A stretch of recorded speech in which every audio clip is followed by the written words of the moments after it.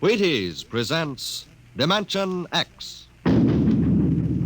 Adventures in time and space, transcribed in future tense. Dimension X.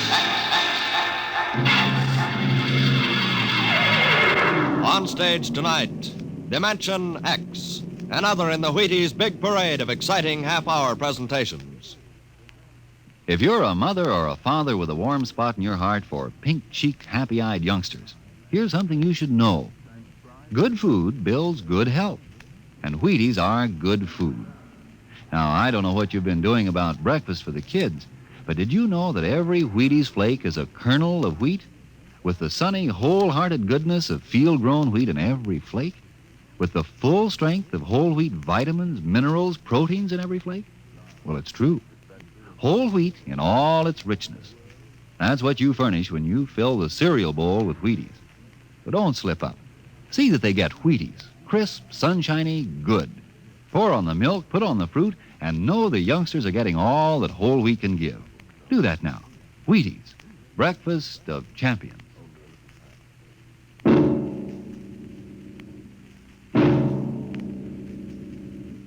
Now, tonight's adventure into the unknown, into the world of Dimension X.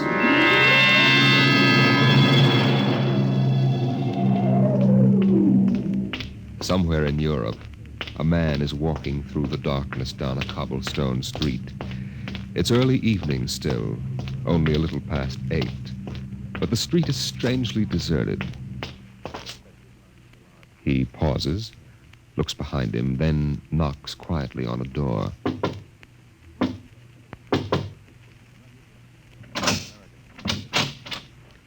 Yes? Is Engineer Wensler in? What is it, please? Mrs. Wensler? Yes. I'm selling brushes. We have a nice line of brooms. They sweep well. Do they sweep the little or the large? Both. They're especially fine for the large. Come in. What cell are you in? I'm not with the Underground. I'm an American, newspaper correspondent. It's all right. Chief 9 said I should see your husband. He gave me the password. Look, you know the Americans are on your side. Well, I don't know. My husband is not home at the moment. If I... Eva, who is it? Someone to see Alan, Father. Oh. My father-in-law knows nothing. Don't see anything which might disturb him. Okay. You wish to see my son, Mr. Arnold. Yes, a friend asked me to look him up. Mr. Arnold is an American correspondent, Father. Oh, an American. It is not often I have had the chance to talk to an American these days. Things have changed, haven't they? Yes, these last few years, we have been out of touch with the world. I was working in my laboratory, Mr. Arnold. Would you care to come in while you wait for my son? Father, not the laboratory. Eva, we cannot ask our guest to sit alone in the library. And besides, I would like to talk. Huh? This way, please. Thank you. Mr. Arnold, I know nothing of politics. My only interest is science. Come, I will show you what we are doing. A most interesting experiment. Really very interesting. Dr. Wensler. Oh, this is Dr. Erickson, my associate. Dr. Erickson, Mr. Arnold. An American. Yes. Dr. Wensler, is it advisable to allow strangers in the laboratory? Oh, Mr. Arnold is my son's friend. Dr. Wensler, you will recall that the last directive... It has no bearing on the work we are doing. Our experiment is in the field of pure science. It has no military application. But the directive said...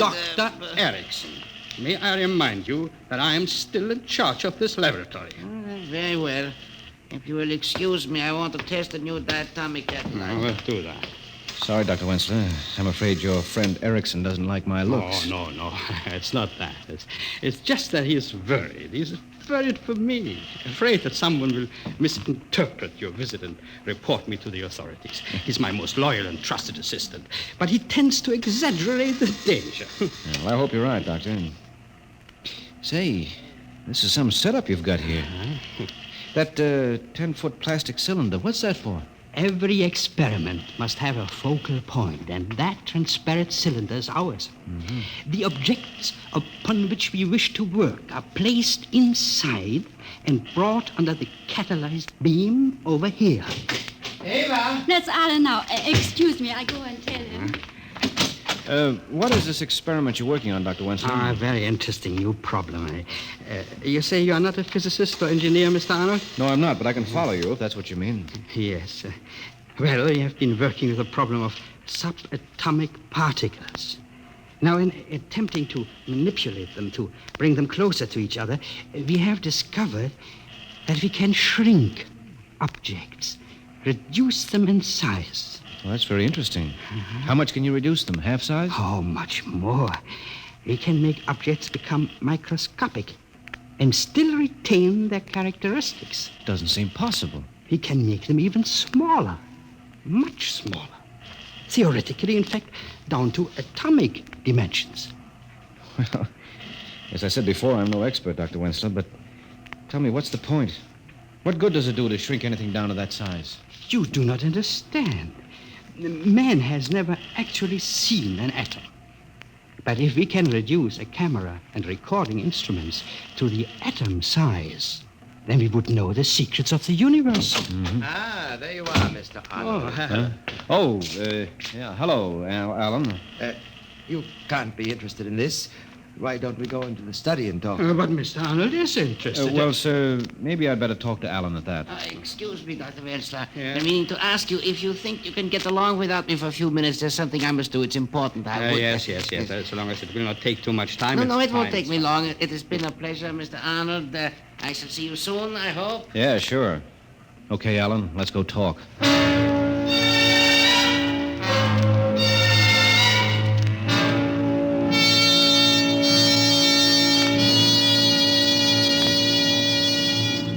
Your credentials seem to be in order, Mr. Arnold. I talked to our chief after Ava explained why you were here. I don't agree with him. Look, Alan, you think the chief of your cell would have let me come here if he didn't think I was trustworthy and could help? I know, but... Public opinion can't be marshaled overnight, you know. Not even in America. Suppose the revolution is successful. It will be. All right, your only chance to make it stick will be in recognition by our government and immediate help. Now, my stories can do a lot to lay the foundation for that. And with the date of the uprising so near... You know too much, Mr. Arnold. If this should leak to the secret police... Don't worry about it. It's my neck as much as yours. What do you think, Ava? Chief Nine said he was to be given the fullest cooperation. Very well, then. What do you want to know? Question 1. What makes you think this revolution really has a chance? You can't fight tanks and guns with just your bare hands. Mr. Arnold, we believe the Wensler machine can solve our biggest problem. What's that? How to collect arms without being attacked by the secret police. Oh, yeah. Yeah, I see. Now, suppose we could reduce all our equipment, electronic guns, ray gas, anti-tank blaster, anything which could be brought in unassembled, reduce it to so small a size that a woman's handbag could hold enough to equip a regiment. You see what that would mean? Yeah, sure. No one would think of looking for a cannon and... Precisely. But Father's machine and the cylinder were necessary for the reduction. That's why our supply depot is right here. Here? Yes. When the day arrives, we'll enlarge the arms and pass them out. Yes, but where's the stuff now? Eva, Yeah. please get me that model from the mantel. Oh, of course. Here you are. Take a look at this, Mr. Arnold. Well, that's a model of an anti-tank blaster, complete to every detail. Not a model, Mr. Arnold. This is an anti-tank gun, reduced in the cylinder by the Wensler process. At the proper time, we shall enlarge it, wheel it out through the garage, and set it up. When the men assemble, we pass out the rest of the arms, and we have our revolution. A division of men, properly armed, can take the city. Let's get back to the laboratory. Father will think it odd that we have been gone so long.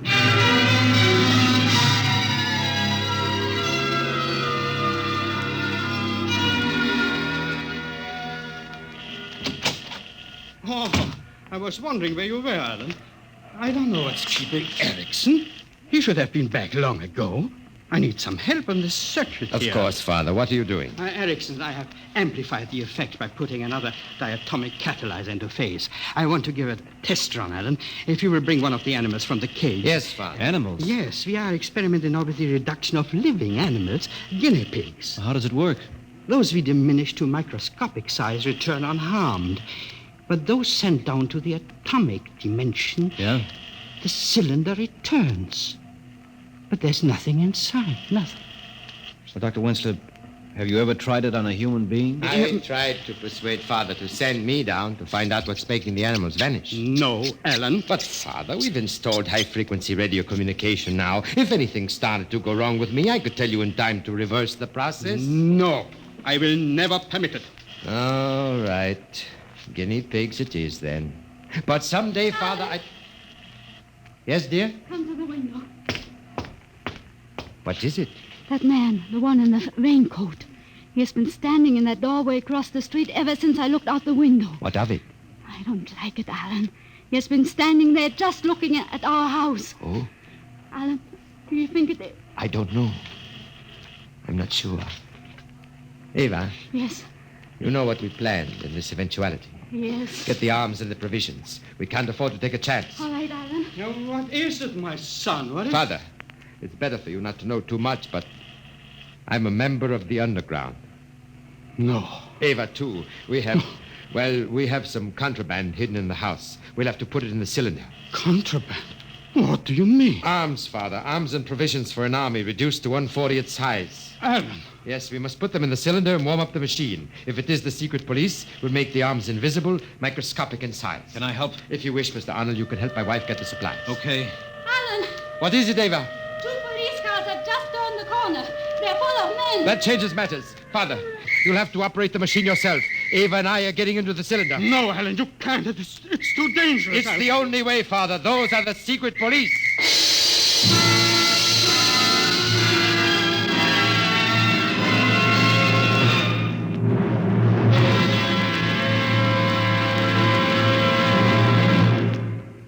Dimension X will continue in just a moment.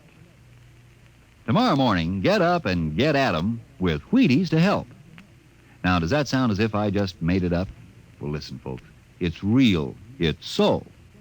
If you'll pour the Wheaties into a bowl tomorrow morning, if you'll pour on cold milk and put on the fruit you like best, if you'll do these things, you can honestly feel a difference all morning long. And here's why. Every golden Wheaties flake, every flake is made from a grain of wheat.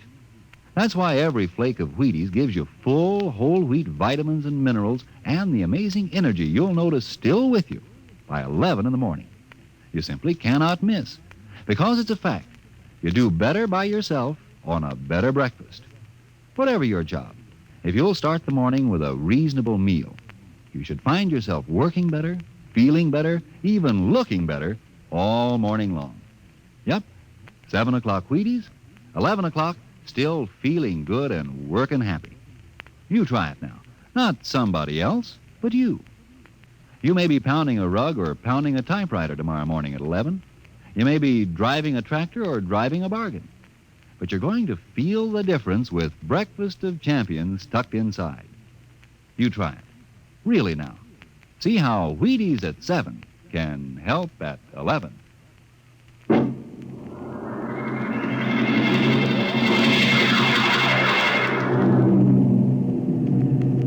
Atomic catalyzer ready? Ready.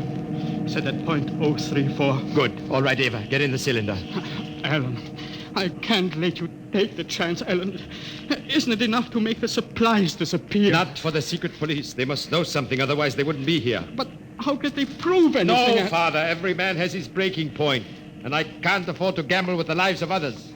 I don't know how I'd react on the torture. Torture? Oh, Father, you are naive, but don't worry, you'll be safe. Everyone knows you aren't interested in politics. And Mr. Arnold is an American. Perhaps that will protect him. They're coming now. Oh, my son, what have you done? There's no time for recriminations now, Father. I'm getting in with Ava. Arnold, will you help my father with the machine? And after? Yes, I'll do whatever I can. Thank you. Now, take us down to submicroscopic size. Yes. Hold us down until the police have gone. Tell them we've left. They won't dare meddle with the machine. Tell them it will mean death to anyone who gets in the way of the beam.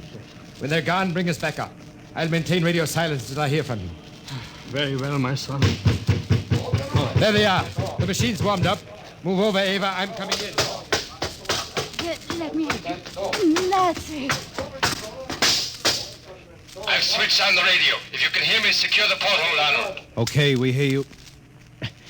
porthole secure? Ready, Father? Yes.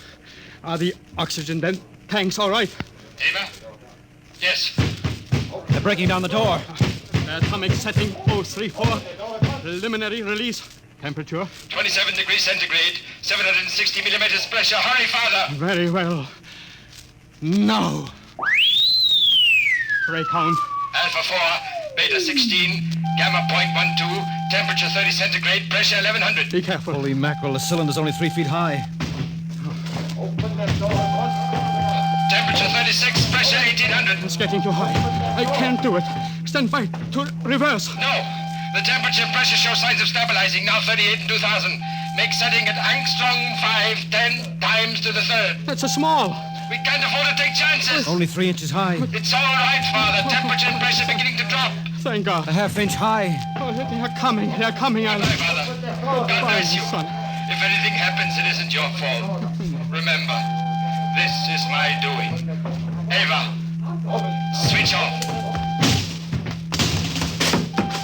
Jan, Anton. Yes, sir. Save those men. Yes, Commander. Stop! Don't come near the beam. No, this machine is in operation and can kill anyone coming within range. Shut off that machine. The machine cannot be shut off until it reaches nadir. A sudden reversal would cause an explosion and take us all with it. You there. Who are you? Who, me? Just a friend of the family. Arrest him. Now, get your hands off me. Let go of me. Now, Dr. Wensler, your son and his wife, where are they? Answer me, you old fool. They left a few minutes before you came. Left? Jan, I told you to watch all the exits. We did, Commander. Mouse could not have escaped. I swear it by the leader. They are not here. You. What do you know of this? I told you they left some time ago. Keep an eye on them and keep away from that machine. Jan. Yes, sir. Send out a general alarm. Yes, Commander. Dr. Wensler, who are your son's friends? Please, Commander, let me finish my experiment. I know nothing about my son's activities or his friends. I swear it. I know nothing about politics. So? I must stay here until this experiment is finished. It is too dangerous to be left unattended. Very well. We'll take the American to headquarters. The rest of you, search the house. Look here, I'm an American citizen. I demand... Erickson! Yes, my dear Wensler. Have you found him, Commander? Erickson. You have betrayed me. I am a member of the League of Loyal Scientists. Your son is the traitor, not I. Have you found him, Commander? No. We have searched the house. Nothing. They swear the son and his wife escaped before we arrived. That is ridiculous. They were here when I left. People do not vanish into thin air. Then where are they? Right under your nose, Commander. What? They're in the cylinder, of course, under the beam there. That is the only place they could be. Allow me to handle the controls. You shall have your prisoners in 5 minutes. I see. Very clever, Dr. Wensler. Very clever. All right, Erickson, you take charge of the machine. You spy, you traitor. Don't let him touch that dial. No. Grab him. You won't. There. He has set it for subatomic dimension. What does that mean? Whatever is in that cylinder has become as small as the atom. Then shut it off. It has almost reached nadir. We must wait 10 seconds, then reverse polarities. The machine has reached nadir. Angstrom 10 to the minus 11. We must now wait 10 seconds. 1, 2, 3, 4, 5, 6.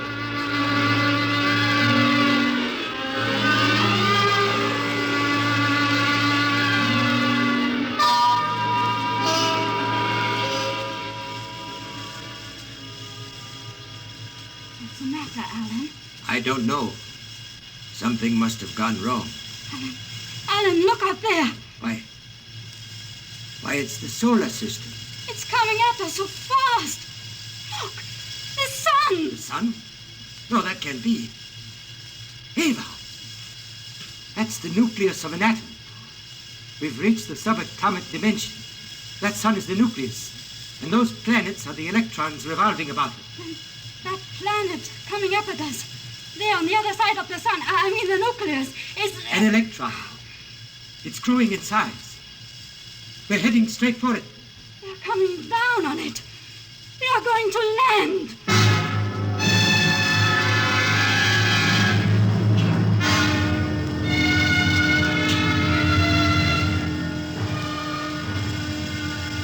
Well, I guess we finally reached the nadir. We haven't shrunk for the past 2 or 3 hours. Where are we? I don't know. Somewhere in a valley between the mountains of a huge electronic ray. It's almost funny, resting on the surface of an electron. Look. The soil under the floor of the cylinder. It looks like vegetation. Yes. Moss.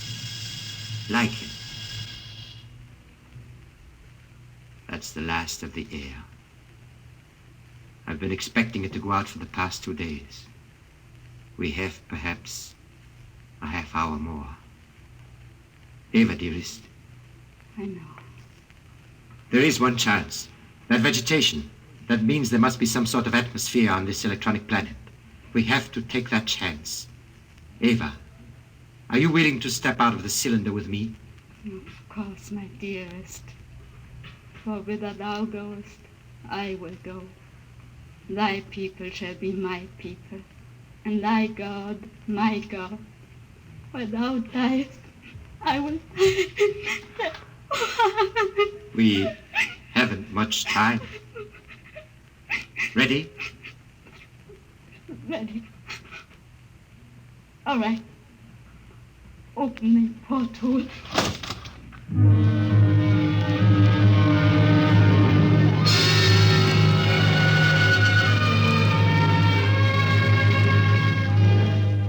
Seven, 8, 9, 10. All right, 10 seconds. I shall now reverse polarity. I see something. The cylinder? Yes, there it is. Just a few seconds more and it will become normal size. A foot high. Keep that man quiet. It grows very rapidly. Yes, 3 feet high. 4. Now. There you are, Commander. And in a moment, you will see your prisoners. Get the door open. Yes, sir. There is no door, my commander. No door? Erickson. But there must be. No, sir. Nothing but a gas valve. You are right. Nothing but violet gas. That's impossible. Where are your son and his wife? We told you they left the house some time ago. That is a lie. Where are they? I do not know. Erickson, open that valve. But the gas may be poisonous. We shall see. Open the valve. Very slightly. What is that? I don't know. I seem to hear music inside my head. So did I. Apparently the gas produces auditory hallucinations. Open the valve again. Careful. We, the people of peace, greet the great scientist, the omnipotent, the maker of all. I thought I heard a voice. So This did I. is the law of our people, laid down by our first father 10 million years ago. That always and ever there be this record of our race. For it is told that thou, in the fruitfulness of time, shalt take back unto thee this ark, like unto that cylinder in which the first father and mother of us all came unto us. I don't understand. I am the last of our race, and the sun is cold, and desolation is upon the face of our planet. But in our time there was majesty and joy, and the gleaning of the fruits of the soil, for we have been the people of peace, and life was bountiful for generations, until that day came when in thy everlasting wisdom thou didst decree the end of all. Though there were some who wept, we did not query why. For we have been a happy race. We have followed the law of the first father Alan, and of the great mother Eva. No. And we have builded this ark so that there may be report of our deeds and of the fulfillment of the trust. Now I, Lamarian, the last of the billions who lived here, do lie me down into that last sleep, from which, if thou will, I shall awake unto the land which is thine. Hail, O great one, from the descendants of Alan and Eva, hail and farewell. Good Lord, what was that? And the Eva, Dr. Wenzler, where are they? They are beyond your reach. What do you mean? Don't you understand? All time is relative. 1 year of our time is one revolution of the planet Earth about the sun. Somewhere down in the microcosmos, my son and his wife found themselves in an atomic universe. Of course. And landed upon an electronic planet. That planet whirled around its sun, the nucleus of an atom, 1,000,000 times in the space of a second. Our second. Dr. Wenzler. Next week, a strange story of other worlds. The story of the barbaric potters of Thirst. Another adventure into the unknown world of tomorrow. The world of... Dimension X.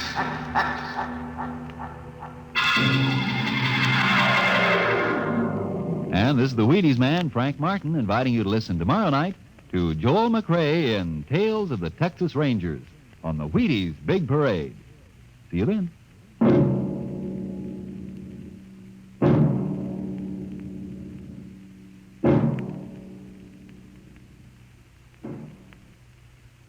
This program was transcribed. Stay tuned for Stories of the Underworld by Jack Late on NBC.